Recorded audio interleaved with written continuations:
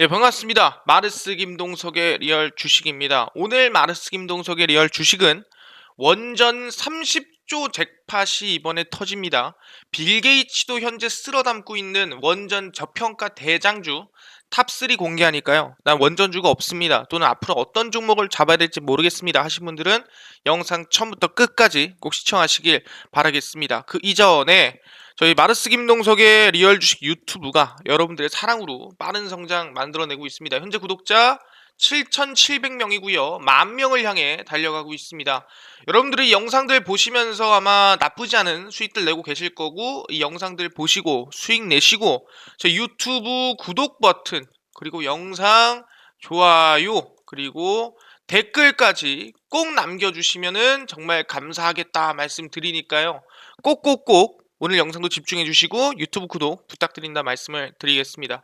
그럼 오늘의 영상은 원전이라고 말씀드리겠는데, 제가 일전에 원전 얘기를 한번 한 적이 있습니다. 충분히 대선 정책으로 엮여 있기 때문에 원전 관련주가 충분히 뛸 수 있다라고 말씀드렸는데, 지금 원전 이슈가 크게 터지고 있죠. 거기에 대해서 집중해서 알려드리니까 하나하나 배워가시면 좋을 것 같습니다. 일단은 제일 중요한 건 뭐냐면은 이 30조 규모가 뭐냐라고 하는 게 제일 중요한 것 같습니다. 바로 이겁니다. 폴란드 원전 30조 지원, 프랑스 파격 제한, 한수원도 분주하다라는 건데, 최근 들어가지고 원전에 대한 이슈가 상당히 좀 많이 나와주고 있다라고 볼 수 있을 것 같고요. 이게 규모가 30조라고 하면 너무 큰 규모 아니야? 라고 하겠지만, 30조 정도면은 몇 기냐? 6기입니다. 6기 정도를 설치를 하면은 30조쯤 나와요. 그러니까 1기에 한 5조쯤 든다 생각하시면 되고요. 그래서 한 6기를 설치하면은 30조다. 이게 막 몇십 개를 설치하는 게 아닙니다. 몇 개 안에도 규모가 어마무시하게 큰 게 원전이라고 생각하시면 됩니다. 그래서 보시면은 프랑스 전력공사 EDF가 폴란드 원전 수주를 위해 로드맵을 내놓았고요. 프랑스 정부가 사업비 절반을 지원하기로 했습니다. EDF의 적극적인 행보로 수주 경쟁이 달아오르면서 한국 수력 원자력의 움직임도 분주해지고 있습니다. 사실상 국내에서는 뭐 원전을 탈원전하니 그러지만 해외에서 하는 원전 산업에는 지금 열심히 수주를 하겠다는 게 좀 웃긴 모습이긴 해요. 그래서 EDF, 아까 말씀드렸지만 프랑스 전력공사입니다. EDF는 폴란드의 총 발전 용량의 6.6기가와트의 원전 4기 또는 9.9기와트의 6기 건설을 제안을 했고요. 수명이 최소 60년인 프랑스 대표 원전 모델 EPR을 공급하기로 했습니다. 그래서 설계부터 엔지니어링, 건설, 시운전, 유지관리 등등등 프랑스에서 진행을 한다라고 밝혔고요. 그러니까 이제 보통 이제 원전 4기, 6기 아까 말씀드렸지만 한 기에 5조 정도니까 총 30조 정도라고 생각하시면 됩니다. 그래서 4기 정도라고 한다면은 뭐 20조, 9.9기 6기라고 한다면은 30조쯤 생각하시면 되고, 그래서 4기 설치가 한 45조, 너무 비싸네요. 6기 정도에는 67조 원이 예상된다라고 얘기하고 있고요. 폴란드 정부가 가정한 예산보다 저렴하다. 그래서 프랑스 정부는 전체 사업비의 절반가량을 지원하기로 했다라는 거예요. 그렇기 때문에 폴란드 기업들도 공급에 참여를 시키면서 건설 단계에서 1기당 약 2만 5천 개의 일자리가 창출된다. 그러니까 원전을 짓는 사람들이 사실상 일자리가 생긴다라고 생각하시면 될 것 같고, 폴란드 정부는 2034년 원전 가동을 목표로 삼고 2026년 착공이 돼야 충분히 가능하다는 부분인데, 이 이유가 뭐냐면은 아시겠지만 최근 들어 친환경 에너지로 모두 넘어가는 부분이 있습니다. 근데 친환경 에너지 너무 빨리 넘어가니까 그린플레이션이라고 하죠. 그러니까 석유라든가 석탄이라든가 이런 설비를 늘릴 수는 없어요. 줄이면 줄었지. 늘릴 수는 없고, 근데 에너지는 오히려 정상화가 되고 경제 회복이 되다 보니까 에너지는 더 많이 씁니다. 그러니까 뭐예요? 에너지는 많이 쓰는데 석유 석탄 가지고 에너지를 못 만드니 이 부분에 채워줄 부분, 이 빈 공간을 채워줄 만한 에너지가 필요한데, 그게 이제 최근 들어서 원전이 좀 각광받고 있다라고 보시면 될 것 같습니다. 왜냐면 원전은 뭔가 이 위해가 될 수 있을 만한 뭐 사실상 탄소라든가 아니면 안 좋은 물질을 내뿜지 않습니다. 물론 폐연료라는 게 있지만 폐연료 같은 경우에도 최근엔 재활용 방안이 나와주고 있기 때문에 충분히 원전이 친환경 에너지로 인정받고 있는 상황이라고 생각하시면 됩니다. 그러다 보니까 EDF는 내년에 최종 사업자가 결정되면 불가능한 시나리오가 아니다. 그래서 충분히 착공할 수 있다라고 얘기하고 있는 거고, 2038년에 4호기, 2043년에 6호기 상업 가동에 돌입할 전망입니다. 그래서 아직 결정은 난 건 아니고요. 폴란드 정부와 세부 조건을 협의할 방침입니다. 그래서 한수원도 한국수출입은행과 두산중공업 등으로 구성된 팀 코리아를 꾸리고 현지 정부와 열심히 접촉하고 있다고 생각하시면 될 것 같고요. 실제로 뭐 대한민국뿐만 아니라 전 세계적으로도 원전 수주 사업에 굉장히 지금 많은 어필을 하고 있다고 생각하시면 됩니다. 그래서 지금 30조 규모죠. 왜냐면 67조의 절반이니까 30조쯤이라고 생각하시면 될 것 같고 거기에 대해 지금 기대감이 커지고 있는 상태라고 보시면 될 것 같습니다. 그 이유는 아까 말씀드린 대로 에너지가 부족하다.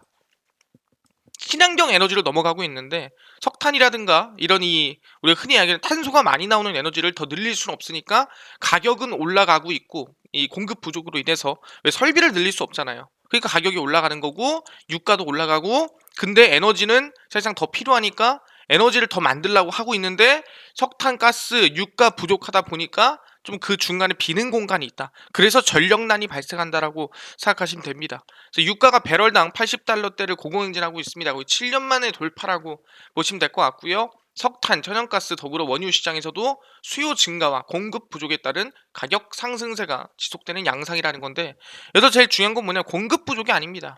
공급이 오히려 그대로고 수요가 늘어나니까 사실상 가격이 늘었다라고 보시면 될 것 같은데 이 공급을 더 늘릴 수 있는데 안 늘리고 있는 거예요. 그거는 친환경으로 가고 있기 때문이다 생각하시면 됩니다. 그렇기 때문에 이거는 수요 인플레이션이라 보기도 힘든 거죠. 공급을 늘릴 수 있음에도 안 늘리는 거니까. 그래서 글로벌 에너지 공급 부족이 지속되는 가운데 유가 상승세도 이어지고 있고 천연, 천연가스, 석탄, 그리고 아연, 마그네슘 가격이 다 뛰고 있다라고 보시면 됩니다. 그래서 석유 수요가 하루 50만 배럴까지 커질 수 있다라고 예상을 하면서 이 수요가 증가하면 조금 문제가 되지 않겠냐라는 생각이고 천연가스 시추를 비롯한 채굴 장비 수도 533개로 10개 정도 증가를 시켰습니다. 그럼에도 아직은 좀 부족하다라고 보고 있는 거죠. 전력 생산업체의 석유 수요 증가는 이미 타이트한 석유 공급을 더욱 압박하고 있고 중국이라든가 인도라든가 대부분의 나라들이 지금 전력난을 겪고 있습니다. 다음 달에 유가는 배럴당 90달러를 갈 수도 있겠다라는 예상, 확정은 아니고 기대감이 나아지고 있다라 보시면 될 것 같습니다.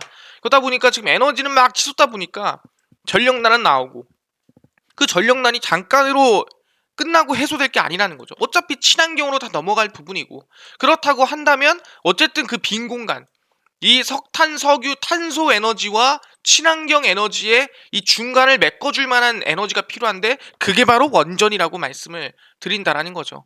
그러다 보니까 최근 들어서 전력난, 에너지 값에 따라서 뭐가 올라간다? 네, 우라늄이 상승한다. 우라늄 뭐겠습니까? 당연히 원전의 핵심 원료라고 생각하시면 될 것 같습니다. 중국 전력난 심화가 공급망 병목 형상을 가중시키면서 세계 증시를 위협하고 있습니다. 아까 얘기한 거 그대로 나오는 거예요. 국제유가가 2014년 10월 이후 7년 만에 배럴당 80달러 돌파를 했고요. 근데 거기에서 뭐다 에너지가 부족하니까 화석연료를 줄이고 원자력 발전을 늘리자는 주장이 힘을 싣고 있다는 거죠. 그러다 보니까 우라늄 가격이 열심히 뛰고 있는 상태라고 보시면 됩니다. 그래서 우라늄 ETF 보시면은 연초 이후 수익률이 82%, 113%. 그러니까 2배가량 거의 뛰었다라고 보면은 될 것 같습니다. 말도 안 되게 뛰었죠. 그래서 우라늄 가격은 2011년 이후 후쿠시마 원전 사고 이후 줄곧 내리막길을 걸었는데 일본도 이제는 우라늄을 다시 원전을 다시 짓자 이러고 있는 상태입니다. 그러니까 후쿠시마 때문에 터졌지만 그럼에도 포기할 수 없는 게 원전이다라고 생각하시면 되고요.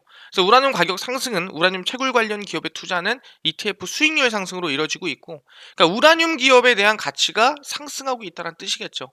그래서 글로벌엑스 우라늄 URA와 노스시오 글로벌 우라늄 마이닝 URNM이 가장 유명한데 그 ETF가 아까 얘기한 대로 몇 배? 거의 2배 이상 80%, 113% 뛰었다라고 보시면 될 것 같습니다. 물론 작은 ETF도 뛰었겠죠. 그래서 사실상 지금 주가를 봤을 때는 우라늄에 대한 기대감이 커지고 있는 상태구나라고 생각하시면 될 것 같고요. 이것이 결국엔 원전이다라고 생각합니다. 근데 탈원전 한다면서요. 근데 탈원전 정책에 영향 미칠라. 한손에서는 원전 가짜 뉴스도 방치한 상태다. 그러니까 이제는 탈원전에 대한 신뢰도도 많이 떨어지고 있는 상태라는 거죠. 대한민국에서 이제 탈원전을 벗어나는 기조로 가고 있다라는 겁니다. 아까 한국 수력 원자력 아까 뭐 하는 곳이라고 했습니까? 아까 싱가포르 가가지고 폴란드죠. 폴란드 가가지고 30조 규모 그거 내가 따내겠다라고 한 애들이 한수원이겠죠. 근데 대한민국에서는 탈원전하지만 다른 나라에서는 원전해도 돼. 이 좀 말이 어감이 좀 안 맞죠. 왜냐면은 우리나라는 안 되는 다른 나라는 돼. 같은 나라고 한민족이고 사실상 어떻게 보면 우리가 지구는 하나인데 어찌 한쪽은 되고 어찌 한쪽은 안 되고 그런 게 어디 있겠습니까? 그렇기 때문에 말이 좀 어감이 안 맞다 생각하시면 되고요. 방사선 보건원이 2017년, 2018년 방사선이 인체에 미치는 영향에 대해 악의적인 뉴스를 유포하는 일부 단체와 학제에 대응할 일종의 팩트체크 팀을 만들려고 했지만 한수원이 승인을 거절했다. 그러니까 사실상 방사선에 대한 문제가 있다. 아 이거 위험하다. 큰일 난다. 라는 거를 이거는 좀 팩트가 있어야 되지 않냐. 이게 진짜 원자력 발전이 터지지 않고 안정적으로 잘 이루어졌을 때 문제가 있을까? 알아보자 했는데 한손이 거절을 했다라는 거죠. 그러니까 사실을 굳이 뭘 파악을 해 그런가 보다 하면 되지 이런 겁니다. 그래서 올바른 원자력 발전소 영향 정보 제공을 위해 대외 협력과 연구 기획을 담당할 연구직 인원 1명 증원을 요청을 했고 한수원에 방사선 보건원은 공문에서 방사선 보건원 현안 대응을 강조하면서 저선량 방사선의 인체 영향에 대한 이해하기 쉬운 콘텐츠 개발이 필요하다. 그러니까 방사선에 대해서 너무 겁이 많으니까 영향에 대해서 뭐 어마무시하게 크게 위험하지 않고 그렇게 걱정 안 해도 될 수준이라는 거를 얘기할 만하다라는 거죠. 근데 너무 이거에 대해서 쉽게 누가 얘기 안 해주니까 사람들이 겁먹고 있는 거 아니에요? 라고 얘기를 하는 거죠. 그러다 보니까 방사선 보건원은 업무 계획에서 원전 지역 거주 주민의 갑상선암 발병과 원전의 무관성을 입증하고 관련 언론 보도에 대응해온 사실을 언급하면서 탈핵 단체 원전 방사선 괴담 양산으로 원전 불안감이 증대되고 있다. 원전이 있는 지역에서는 갑상선암이 발생한다. 그렇기 때문에 원전을 설치하면 안 된다. 라는 괴담이 번지다 보니까 지금 탈원전 기조로 가고 있는 상태에서 그걸 한수원이 그 괴담을 방치했다라는 거예요. 문제 있는 거 아니냐라는 거죠. 솔직히 말하면은 갑상선암이 물론 원전이 어마무시하게 터지거나 폭발하거나 그럴 수 있어요. 하지만 그렇지 않다면 대한민국의 원전 기술은 탑이다. 대한민국 원전 기술은 세계 1위다. 근데 미국, 뭐 유럽 할 거 없이 뭐 다른 나라 다 원전하는데 대한민국만 안 할 게 뭐가 있냐? 오히려 대한민국 기술력이 대한민국 기술은 안전하다라고 볼 수가 있다라는 거죠. 그렇기 때문에 이제는 원전을 좀 설치하자는 방향으로 가고 있다는 부분이고, 그럼 얘기하는 게 제일 중요한 나라 어디입니까? 국민을 가장 생각하고 국민을 위한 만드는 회사 나라가 어디입니까? 바로 미국이죠. 미국 원전 의존도 안 줄인다. 사실상 청정 에너지로 인정을 한다라고 합니다. 그러니까 원전을 난 계속 쓰겠다. 원전이 이게 뭐 나쁜 에너지냐? 이게 뭐 탄소를 배출하냐? 뭘 만드냐? 얘네들 오히려 친환경이다. 우리는 친환경 인식하고 원전을 더 만들든 아니면은 지금 상태를 유지를 하겠다. 절대 줄일 생각은 없다라는 게 미국의 입장입니다. 좀 보시면 미국 정부는 원자력 발전을 청정에너지로 공식 인정하고 있다. 조 바이든 미국 행정부의 정책통으로 알려진 스티븐 글리브 에스피레이션 글로벌 대표는 대한민국 ESG 포럼 강연에서 이처럼 말했습니다. 미국에서는 원전을 탄소 배출을 줄일 방안으로 보는가라는 한 참석자의 질문에 민주당 진보 성향 의원은 물론 미국 정부도 원전이 탄소를 줄일 수 있다라고 보편적으로 말하고 있다라는 거죠. 원자력을 그러니까 석탄 석유 발전과 동일하게 취급하지 않는다. 석탄 석유를 발전하면 탄소가 튀어나오죠. 근데 원자력은 발생하지 않습니다. 왜냐면은 원자력 발전은 간단하게 설명드리면 이 동그랗게 생긴 애 있죠. 여기서 이제 이 우라늄 봉을 통해서 막 이 열을 냅니다. 열을 막 내서 여기서 이제 막 수증기가 나와요. 물을 끓이면은 수증기가 막 나오죠. 그럼 수증기로 터빈을 돌려요. 수증기로 터빈을 돌려서 에너지를 만드는 게 원자력 발전이다. 그러다 보니까 뭐예요? 여기서 에너지가 뭐 탄소 나옵니까? 안 나오죠. 왜? 물을 끓여서 만드는 이 실질적인 발전이기 때문에 여기서는 사실상 뭐가 위험한 물질이라든가 나쁜 물질이 나올 만한 게 없다라는 거죠. 그 다음에 이제 냉각매를 넣어서 얘네 끓었던 거 한번 식혀주고 다시 에너지 돌리고 식혀주고 이것만 잘 되면 된다라는 거예요. 그래서 이것만 안정적으로 안전하게 해결만 되면은 사실상 원자력 발전은 탄소 배출이라든가 정말 우리한테 친환경 에너지로서 쓰일 수 있다라는 거죠. 이쪽 보면은 챌린저 뱅크란 모바일 디지털 기술을 기반으로 금융혁신에 방점을 둔 은행인데 은행 이름인 에스피레이션은 열방 포부 등을 뜻해 ESG 경영에 대한 의지를 나타낸다. 그래서 미국 정부는 원전 의존도를 줄일 계획이 없고 미국도 석탄과 석유에 대한 의존하는 산업이 청정 에너지원으로 전환하는 게 얼마나 어려운지를 뼈저리게 경험하고 있다. 그렇기 때문에 원전을 계속 쓸 수밖에 없다라는 거죠.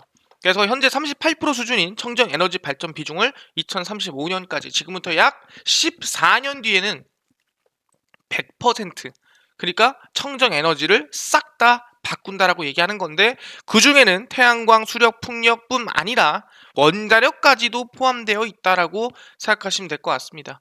어쨌든 간에 뭐 탄소 경제, 뭐 탄소 경세라 국경세라든가 뭐 이런 부분들을 다 아우르고 있는 게 방금 말씀드린 부분이기 때문에 충분히 원전은 미국에서 인정한 청정 에너지다라는 거예요. 충분히 기대감이 큰 부분이겠죠.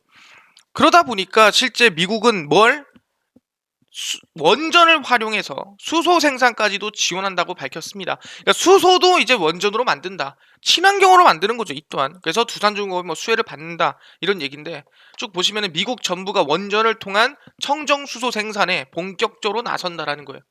미국 에너지부 DOE가 원전을 이용해 청정 수소 생산을 기술을 상용화하고자 합니다. 그래서 약 240억 원을 지원하는 건데 상당히 적은 돈이죠. 왜냐면 아까 원전 한 기를 만드는데 5조가 넘게 들어가는데 240억이면은 조그만한 거 뭐 하나 만들 수 있겠죠. 그냥 테스트할 정도.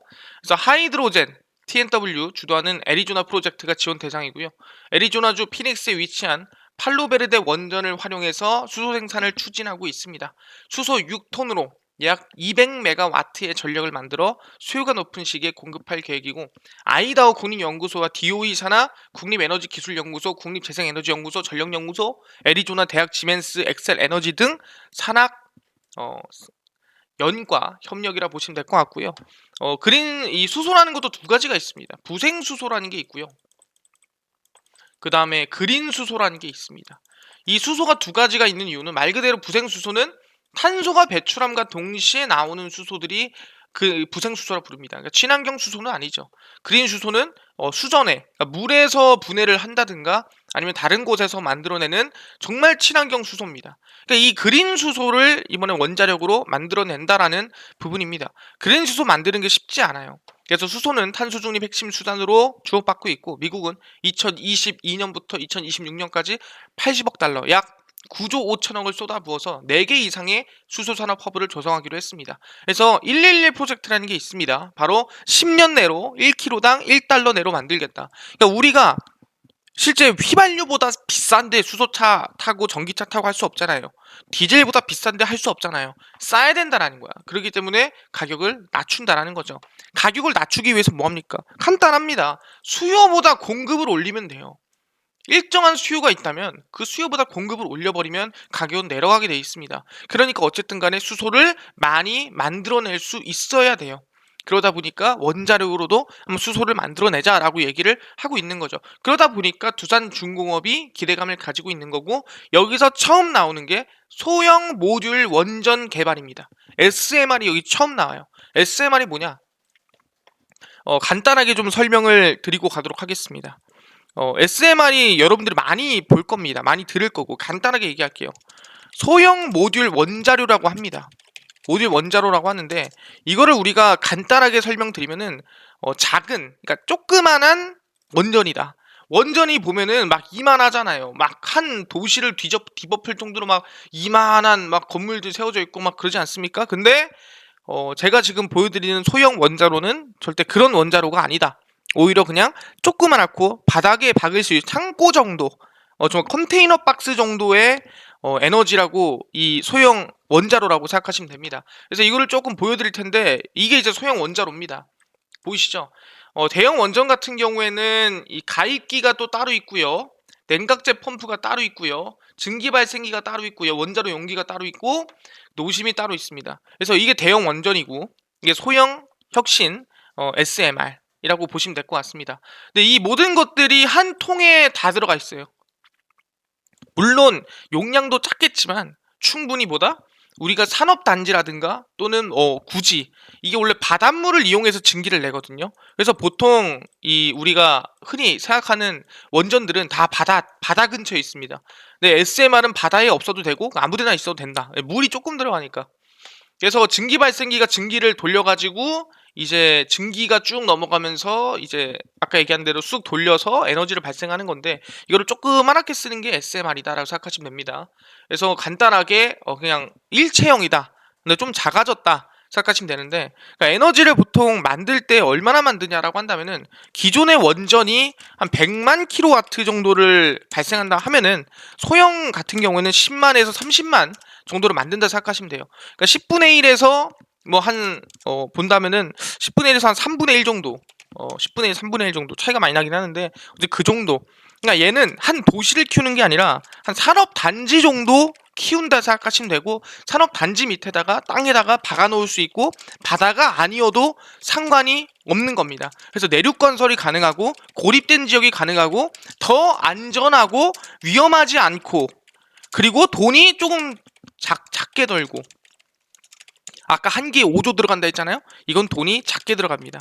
그러다 보니까 충분히 소형 모듈 원자료가 이제는 좀 사실상 모두가 쓸 수 있게끔 좀 된다라고 보시면 될 것 같습니다. 그래서 그 SMR에 대한 요새 기대감이 커지고 있는 거예요. 굳이 큰 거를 또는 어마무시한 거를 한 지역에 대해 지을 게 아니라 그냥 필요한 곳에다가 에너지 많이 쓰는 데다가 쓰면 되는 거 아니냐? 그게 SMR이다 생각하시면 됩니다. 간단한 부분이고요. 근데 그래서 중요한 게 뭐냐? 두산중공업이 열심히 원전 주설비를 마무리하고 있습니다. 내년부터 SMR 총력, 그러니까 모든 곳에서 SMR을 쓸 수 있게끔 기술력을 개발하겠다라는 거죠. 간단하게 얘기하면은 일단 SMR의 특징을 보면은 제가 여기 써 있죠. 좀 크게 해서 보겠습니다. 크게 해서 보시면은 자, 안전성입니다. 외부 전원이나 냉각수 공급 없이 안정성 유지가 가능해 중대 사고 발생률 기존 대형 원전 대비 1000분의 1 수준, 몇 퍼센트? 0.1% 수준이라고 생각하시면 될 것 같고요. 그러니까 다른 이제 대형 원전이 사고가 한 번 날 때 사실상 0.1번 난다 생각하시면 0.1번이 아니죠. 네, 1000분의 1이니까 다른 원전 사고가 1000번 날 때 SMR은 사고 한 번 난다 생각하시면 됩니다. 근데 아직까지도 우리가 원전 사고 1000번이 안 났죠. 그렇기 때문에 한참 멀은 겁니다. 경제성, 원자로 증기 발생기 기압 기능이 약간 일체화되어 있다 말씀드렸죠. 그러다 보니까 건설이 2.5년이면 됩니다. 원래는 몇 년 이상 걸리는데 2.5년이면은 원자로 SMR을 만들 수가 있고요. 그래서 비용도 절감된다. 활용성, 원거리에 위치한 도시 및 송정망이 충분하지 않은 지역에 아까 얘기했죠. 소규모 전력 공급 가능하다. 바다 근처에 없어도 된다. 응용성, 원자력 발전으로 생산된 전기와 고온의 수증기 활용해서 탈탄소 수소 및 담수 생산 가능. 아까 말씀드렸지만 미국이 이미 지금 준비하고 있다고 얘기했었죠. 상당히 긍정적인 겁니다.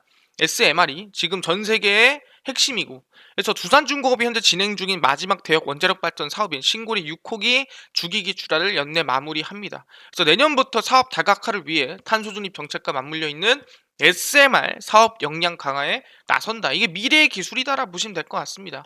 그래서 두산중공업은 올해 4.4분기 중 신고리 6호기의 주기기 가운데 하나인 증기발생기 출하를 진행할 계획이고, 어쨌든 쭉쭉해서 대형 원전 산업을 이제 마무리하게 되고 이제부터는 소형 원전으로 갑니다라고 얘기하는 거죠. 그래서 원전 준공 시기인 2024년, 2025년 원전 관련 매출이 지속적으로 발생할 것이라 예상을 하고 SMR에 적극적으로 진출하겠다라고 얘기하는 거죠. 아까 말씀드렸습니다. 굉장히 중요하다. 왜? 적은 부지에서도 건설이 가능하다. 한국, 미국, 영국, 러시아, 중국 등 주요 국가들이 개발에 나서고 있고요. 두산중공업은 지난달에는 고온가스로 SMR을 개발 중인 미국 엑스에너지와 주기기 제작을 위한 설계 용역 계약을 체결하기도 했습니다. 그래서 SMR에 대한 기술력이 어느 정도 있다라고 보시면 될 것 같고 기대감이 큰 겁니다. 그리고 제일 중요한 건 뭐냐면 빌 게이츠도 SMR에 투자했다라고 보시면 됩니다. 미래에너지냐 허구냐 나오는 건데 미래에너지일 가능성이 상당히 높다. 정부와 국회, 시민단체 등을 중심으로 소형 모듈 원자로 SMR을 둘러싼 논란이 거셉니다. 기존 대형 원전의 100분의 1 크기는 SMR, 전기 출력 300메가와트라고 하는데 아까 얘기했지만 10만에서 30만이 300메가와트라고 생각하시면 됩니다. 왜냐하면 킬로와트, 메가와트, 기가와트로 넘어가니까요. 탄소 중립을 실현할 차기 에너지원으로 주목하고 있다라는 건데, 국내에서 SMR에 대한 논의가 4월 14일 개최된 국회 포럼에서 구체적으로 시작이 됐습니다. 그래서 혁신형 SMR 국회 포럼에서 한수원과 원자력연은 SMR이 안정성과 유연성, 경제성을 모두 갖추고 있다라고 밝혔습니다.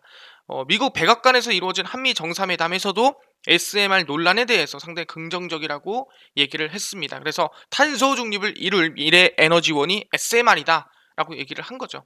그리고 빌 게이츠 마이크로소프트 기술 고문과 워렌 버핏 버크셔의 CEO는 SMR의 일종인 소듐 냉각 고속로 SFR 건설 계획을 밝혔습니다. 그래서 지금 빌 게이츠도 워렌 버핏도 모두 SMR에 관심을 가지고 있다. 왜? 돈이 되니까.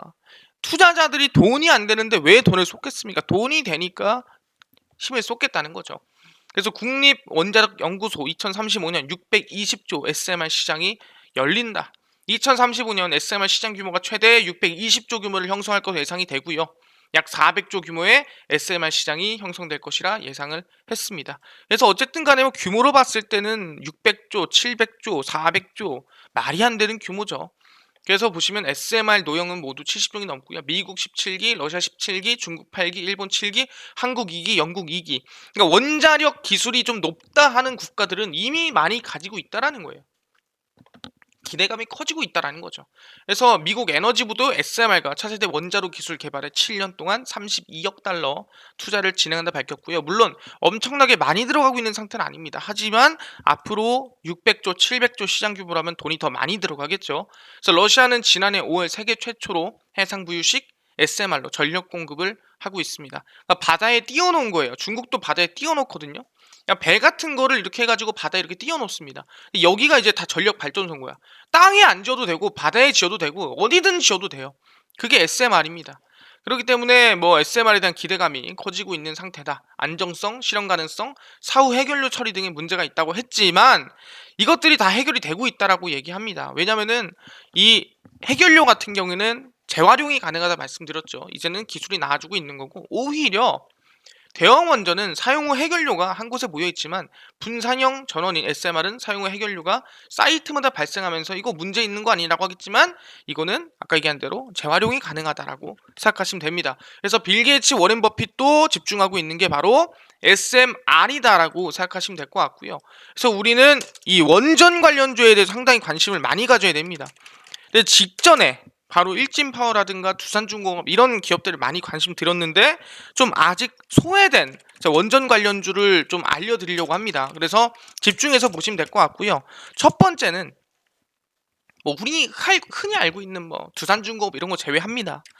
네, 대창스틸이고요. 이 원전의 이중바닥재를 만드는 기업이라고 생각하시면 될 것 같습니다. 제가 다 정리하고 나서 차트 한번 보도록 할게요.